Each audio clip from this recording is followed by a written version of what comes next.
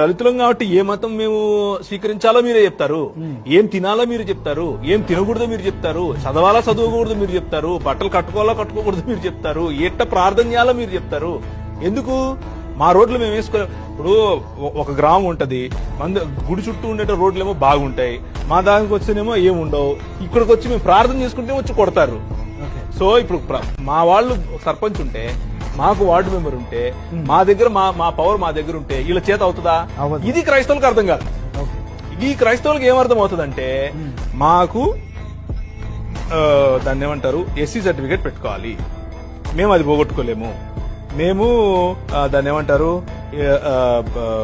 మేము మా డినామినేషన్ లోనే ఉంటాము, మేము మా ప్రార్థనలే మేము చేస్తాము, మీరు ఏమవుతున్నారు ఏం కావట్లేదు మాకు సంబంధం లేదు, మేమంతా కళ్ళు మూసుకొని ఇలా ఉంటాం.